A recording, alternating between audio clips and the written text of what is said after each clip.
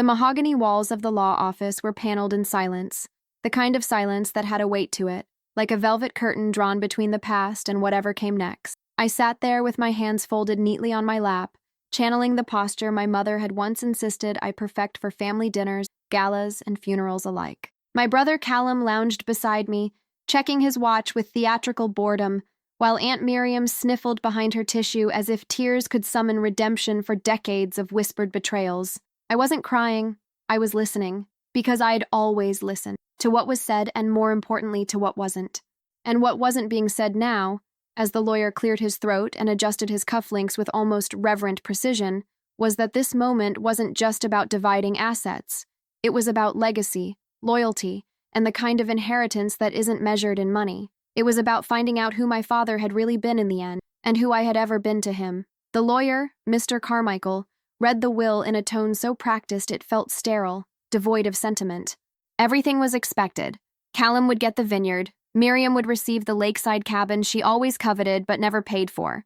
The foundation would be funded, and I would inherit the townhouse in Charleston, the one I hadn't set foot in since I was 22, and bleeding emotionally from a conversation that had never really ended. I felt numb through most of it, tracing the gold filigree on the leather armrest with my thumb, trying to ignore the pounding in my chest that had nothing to do with property values and everything to do with unspoken disappointment. Then, without ceremony, Mr. Carmichael reached into his briefcase and produced a second envelope, plain, unmarked, except for the name Nora, written in my father's handwriting. Not to my daughter, not with love, just Nora. He held it toward me with the hesitation of someone passing a live wire, and in that moment, the room shrank. Everything else blurred. The polished wood, the stale air, the stifled grief, and I was 7 again, hiding behind a velvet curtain while my parents argued about something I was too young to understand, but old enough to remember in my bones. I took the envelope without a word, feeling the eyes of the room pivot toward me like magnets drawn to an unknown metal. No one else had been given a second envelope.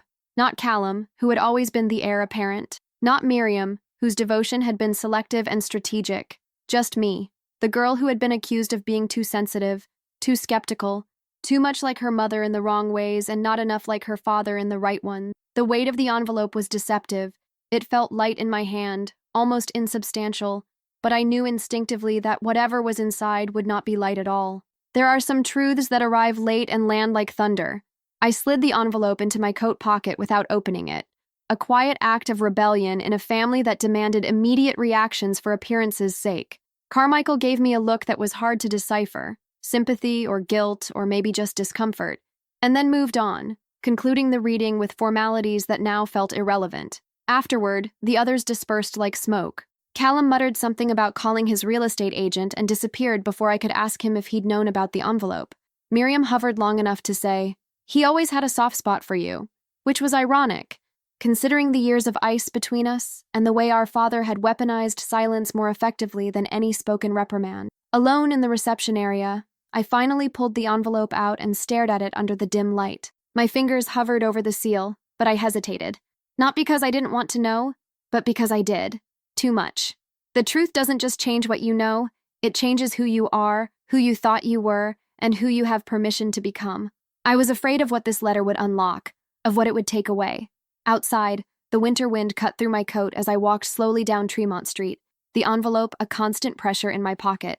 The city moved around me in indifference, cars honking, people arguing over coffee orders, a child crying about a broken mitten, and I felt both part of it and entirely apart. The lawyer's office had been a chamber of inheritance, but the real weight I carried now wasn't the townhouse or the name or even the family fortune. It was the question of what a man says to his daughter when he knows he's about to leave her forever, and chooses to say it in secret, on paper, instead of face to face. Maybe he'd explain the distance, the inexplicable favoritism, the cold assessments of my choices that always seemed designed to keep me just out of reach.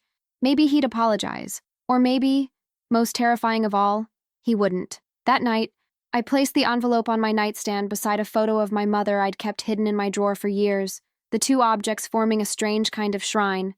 I didn't open it yet. Instead, I lay in bed, staring at the ceiling, remembering the last thing my father ever said to me. "Some things are better left in their place, Nora."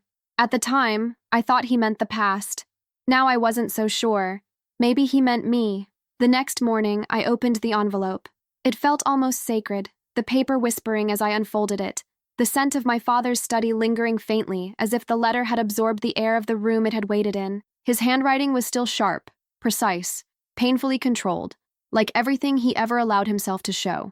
The letter was dated 6 weeks before his death. 6 weeks when I'd been in Seattle on a work trip, ignoring his calls, too tired of our pattern to engage in another round of false civility.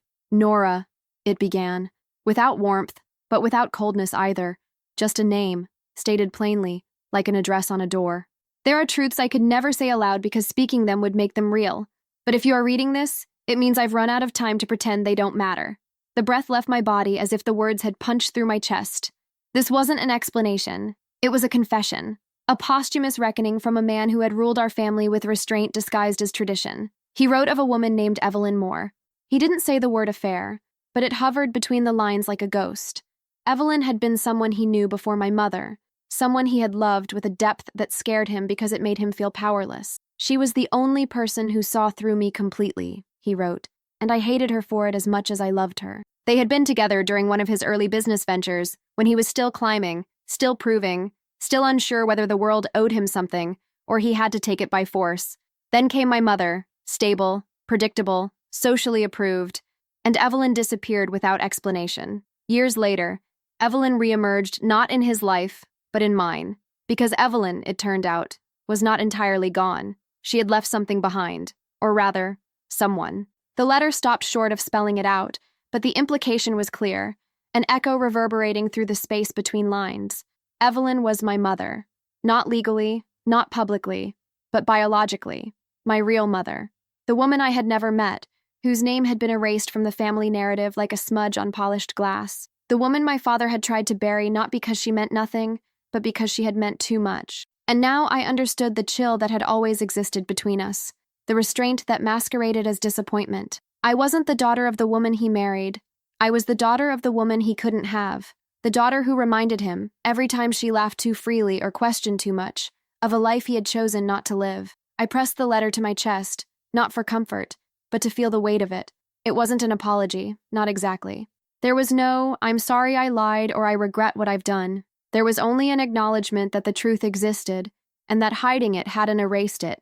He had left it to me to decide what to do with that truth, what to do with the fragments of an identity that had never truly belonged to the world I was raised in. I thought of my mother, no, the woman I had called mother, of her silences, her distracted tenderness, the way she had seemed always slightly removed from me, like someone raising a child she admired but didn't understand. Suddenly it all made sense.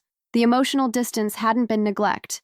It had been confusion. She had loved a child who didn't belong to her, and perhaps, deep down, resented the presence of another woman etched into my face. I spent the rest of the day in a fog, walking the length of the city without direction. Every building, every street corner felt like it belonged to someone else. My memories weren't lies, but they were framed by an illusion. I had spent my life trying to decode my father's coldness, thinking it was about my grades, my career choices, my refusal to attend his alma mater, but it had never been about those things. It had always been about Evelyn, about the version of me that belonged to her, about the version of himself that he had spent a lifetime running from.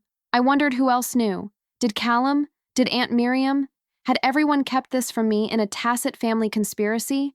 Or had this been his secret alone, held close until it metastasized into the quiet cruelty he meted out in controlled doses? That night, I stood in front of the mirror and searched my own face for Evelyn Moore.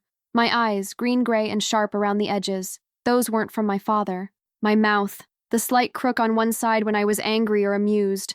My laugh, too loud for Alden family dinners. I was a living archive of a woman I had never met, never touched, never been told stories about. And yet I carried her in my blood, in my bones, in every fight I'd had with my father about who I was and who I wasn't. I didn't cry. Not yet. The grief hadn't arrived, only the reorganization of reality. Tomorrow, I would find out who Evelyn Moore had been. I would look for her name in archives, in photographs, in old letters if I could find them. Because now, the story of Nora Alden had two beginnings, and I couldn't live another day not knowing which one was mine. The library smelled of dust, disuse, and forgotten lives. It had always been my refuge as a child, somewhere I could disappear behind bookshelves and live in stories that felt safer than my own. Now, it became a battleground for memory. I sat at the microfilm machine in the city archives, scrolling through newspaper clippings and old public records, searching for her, Evelyn Moore. The name was common enough to be maddening, but then I found her. An engagement announcement from 1982. Evelyn Moore, graduate of Bryn Mawr, art history major, engaged to Thomas Langford. My father's name didn't appear anywhere, but the timeline aligned, a year before my birth. And then, another article, 2 months later, engagement canceled. Miss Moore cites personal reasons. My hands trembled slightly on the dial, not from shock, but from the validation of a narrative I had only glimpsed through the letter. She had existed, she had made headlines, and then she had vanished. I dug deeper. The librarian brought me a box of donation records from a local arts foundation. Inside was a program from a 1994 gallery exhibition, curated by Evelyn Moore. The headshot was small, grainy, but the face hit me like a slap. I had seen that face before, not in real life, but in the mirror. The same bone structure, the same quiet challenge in the eyes. I sat back, dizzy with the realization that the version of myself I had always defended against my father's disapproval wasn't some rebellion. It was heredity. Evelyn had lived just a few miles from us, curated exhibits at the local university, taught evening classes. All this time, she hadn't been lost or dead or erased. She had simply existed in parallel. A second narrative my father had refused to acknowledge, as if silence could kill what memory could not. The questions spiraled, each more invasive than the last. Had she known about me? Had she left willingly? Or had she been forced out of the picture by family politics, pressure, threats, and most terrifying, had she tried to reach me? Had letters been intercepted, visits refused, phone calls redirected to nowhere? The letter my father had left was a confession, yes, but also an act of control.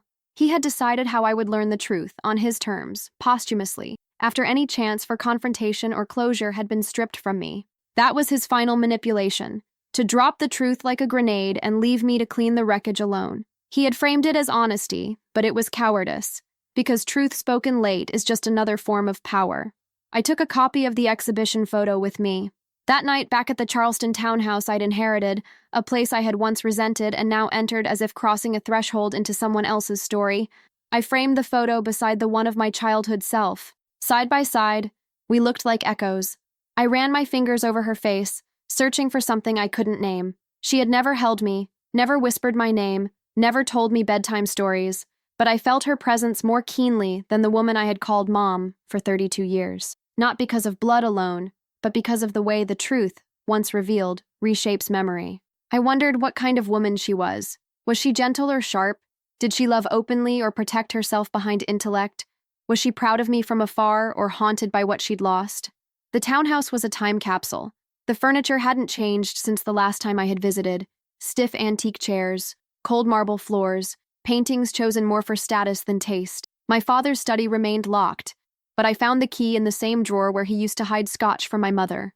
Inside, the room smelled like him, cologne, leather, and faint tobacco. I found more letters, not to me, but from Evelyn, tucked into a manila folder, postmarked but never answered. I didn't read them at first. I just held them, stunned that they existed, that she had reached out. Dozens of them, spanning years. Some were returned to sender. Others bore the seal of my father's company, never opened. I sat on the floor, surrounded by her words, proof that she hadn't disappeared, that she hadn't given up. He had. I stayed on that floor until morning, reading letter after letter, her handwriting growing shakier over time, but never less deliberate. She wrote about art, about silence, about the pain of missing someone you're not allowed to miss. She never once claimed me as hers, never once demanded anything. She only asked to know if I was okay, if I was safe, if I knew. And each time, her hope faded, but didn't die. I wept for her, for me, for the years lost to pride, to secrecy, to men who decide what truths women are allowed to keep. When the sun finally rose, I had one thought, simple and seismic. I needed to find her. If she was still alive, she deserved to see the face she had never been allowed to hold. It took 3 weeks to find her. Not because she was hiding, but because the trail was fragmented, interrupted by years of distance and name changes that left no clear path. I called the university first, where she had once curated exhibitions, and was met with polite uncertainty. Evelyn Moore? I think she moved west some time ago. Maybe Oregon? Or Northern California? The archivist sounded hesitant, unsure if he was breaking some confidentiality, unaware that each vague detail he gave me was a lifeline I clung to. I followed breadcrumbs through property records, gallery mentions, alumni directories. Her name surfaced in a small newsletter for an art collective in Mendocino. E. Moore, listed as a guest speaker for a panel on the ethics of hidden histories. The irony wasn't lost on me. Hidden histories were my inheritance. I booked a flight before the call ended, hands trembling not with fear, but with something quieter and more dangerous, hope. Mendocino greeted me with fog and cypress trees, the kind of coastal stillness that feels like the world holding its breath. I walked through the narrow streets searching for the studio listed in the newsletter, trying to imagine what I would say if I found her. Hi, I think you might be my mother. Sorry, it took 3 decades. I rehearsed a dozen versions in my mind, each more emotionally sanitized than the last, trying to keep myself from unraveling too soon. Her studio was tucked behind a bookstore, a converted barn with wild ivy on the walls, and a sculpture of hands cradling a bird at the entrance. I stood there for 5 minutes before knocking, unsure if I was ready to touch the past with my bare hands. When the door opened, I forgot every rehearsed line. She stood there, smaller than I'd imagined, gray hair tied back, paint on her sleeves, and eyes that locked onto mine with such startled recognition that I knew, immediately, that she had known me, even if she'd never seen me before. She didn't say my name. She didn't gasp or cry or collapse. She just stepped aside and said, "You look like someone I once loved." I entered the studio without speaking, afraid that words might shatter the delicate reality we were stepping into. The room smelled of linseed oil and clay, with unfinished canvases leaning against every wall. She offered me tea, and I accepted, because accepting something felt easier than explaining everything. We sat at a small table by the window, the Pacific visible through fogged glass. Finally, she said, "Your father never told me what happened to you. I wrote for years. I called. Then one day the number was disconnected." Her voice didn't shake, but her hands did. I reached into my bag and handed her the letters I had found, bound together with trembling resolve. Her fingers hovered over them like she was afraid they would disappear. "He kept them?" she whispered. "He never showed them to you?" I shook my head. "He told me you didn't exist." It was the closest I could come to the truth without accusing a dead man of erasure. She opened the first letter and stared at it in silence, her eyes scanning the familiar words she had written decades ago, never knowing if they had reached the intended hands. Then she looked up at me and said, "I never stopped wondering who you became." There was no accusation in her tone, only wonder. I told her everything then, my childhood, the cold expectations, the moment I opened the envelope he left me. She listened without interruption, without correction, holding my story with the same reverence she had given to those lost letters. I realized in that moment that I didn't want her to fix anything. I just wanted someone to witness it, and she did. We spent the rest of the day like that, talking, stopping, remembering. She showed me a sketch she had done the week I was born, a woman holding an invisible child, the arms empty, the expression torn between grief and love. "This was how I carried you," she said, not with bitterness, but with a kind of quiet reverence. I asked her why she hadn't fought harder, and she told me the truth I wasn't prepared for. "I did, Nora. But the world wasn't built for women like me to win those fights, not against a man with your father's resources and charm." She had tried lawyers, she had tried public appeals, but in the end, it had been a losing battle fought behind closed doors. "He said he would raise you with stability," she added, and I thought, maybe that was better than chaos. That night, I stayed in a nearby inn, too overwhelmed to sleep, too wired to rest. I stared at the ceiling, Evelyn's words echoing louder than the waves outside. I didn't feel betrayed. I felt reassembled, like someone had finally handed me the missing chapter of a book I'd memorized cover to cover. Her version of the story didn't erase the pain of the one I had lived, but it gave it context, dimension. I thought about my father then, not with hatred, but with something colder, clarity. He had loved me, in his own damaged way, but he had also punished me for reminding him of a love he'd chosen to abandon. And that, I realized, had shaped every wound I'd mistaken for my own fault. For the first time, I began to separate who I truly was from who he had needed me to be. It's strange how silence changes after the truth is known. The quiet in my apartment used to feel sterile, a reflection of some internal vacancy I couldn't name. Now, it hummed with something else. Presence, awareness, the absence of falsehood. After returning from Mendocino, I didn't tell anyone about Evelyn right away. I kept her like a secret the world wasn't ready for, or maybe that I wasn't ready to share. We spoke often, sometimes daily, sometimes not for a week. There was no pressure, no expectation, only the gentle building of something neither of us had believed we'd be allowed to have. She sent me old photos, journal entries, even a childhood bracelet she had kept all these years. Not as proof, but as memory. A different kind of inheritance. The kind that isn't listed in wills, but lingers in gestures, in names unspoken, in griefs we don't always understand until we name them. The townhouse in Charleston sat empty, untouched since my return. I had considered selling it, then thought about transforming it, turning my father's cold museum of legacy into a gallery for Evelyn's art. But in the end, I did neither. I left it, not out of fear or indecision, but because it had become a mausoleum to a version of myself that no longer existed. Nora Alden, the daughter striving for approval, had died the day she opened that envelope. What remained was someone quieter, surer, not invulnerable, but finally honest about where the scars came from. I started painting again, something I hadn't done since college, before career ambition had swallowed creativity whole. Evelyn said it didn't matter if it was good. Art is how we metabolize the truth, she told me once, even if no one ever sees it. One morning, Sophia, my closest friend and occasional mirror, asked, "Do you feel free now?" We were at the cafe where we'd met as interns a decade ago, her coffee growing cold as she watched me fumble for an answer. Freedom had always sounded like movement, like escape, but now it felt more like stillness, like choosing not to perform, like living without the tension of pretending to be a version of yourself that fits someone else's narrative. I told her, "I feel real." She smiled like she understood, and I think she did. The truth didn't solve everything. It didn't erase the years of misrecognition or heal wounds without leaving scar tissue, but it changed the axis of my story, and that was enough. A few months later, I received a letter from Callum, handwritten, apologetic. "I didn't know," he said, "and if I had, I don't know what I would have done, which is probably worse." It was the closest he'd ever come to admitting his complicity in our family's quiet cruelty. I didn't respond immediately. I didn't owe him forgiveness, but I did recognize the letter for what it was, a crack in the foundation, a signal that perhaps, eventually, our fractured history might give way to something more human. Aunt Miriam never reached out, and that was fine. Some people are too invested in the stories they tell themselves to ever make space for someone else's truth. My mother, the woman who raised me, sent flowers on my birthday. No card, no apology, but the bouquet contained peonies, the kind Evelyn said she used to place on her windowsill in spring. That, I decided, was a start. Evelyn visited New York in April. We walked through the Met together, both pausing at a sculpture of a mother and child, abstract and tangled in motion. "That one," she whispered, "feels like us." And I knew what she meant. Our relationship wasn't neat. It wasn't marked by childhood memories or shared holidays or maternal instincts honed over time. It was something more fragile and more honest.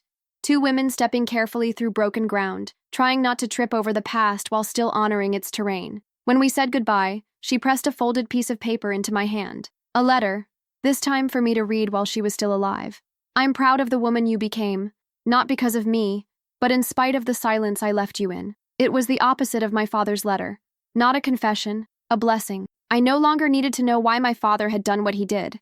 The man who had raised me had also failed me, and both truths could live side by side.